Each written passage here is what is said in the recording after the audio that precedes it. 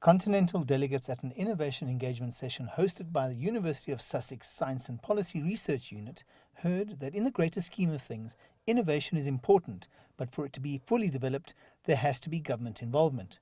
There is a moment, that valley of death between somebody in a garden shed having made a revolutionary sort of breakthrough, but what do they do with it? How do they bring it to the market? How can they get some funding behind them? They're not known to anybody.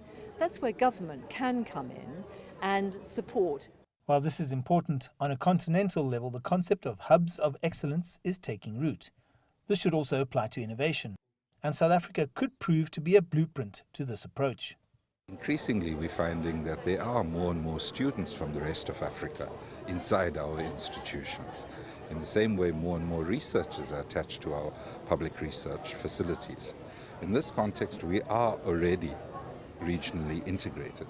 Unfortunately, the systems are still catching up.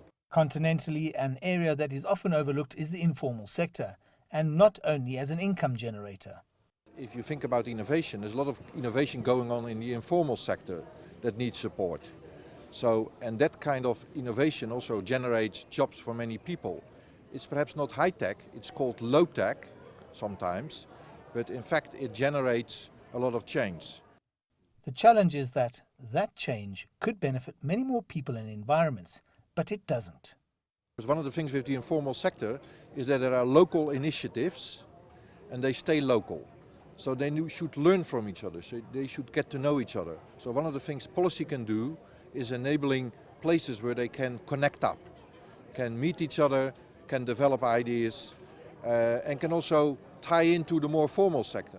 On a broader level, perhaps, there's a disconnect between invention, innovation, and improved quality of life.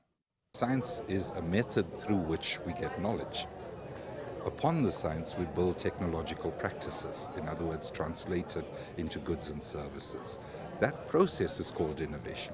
So again, maybe academics have placed too much attention on them as discrete and separate issues.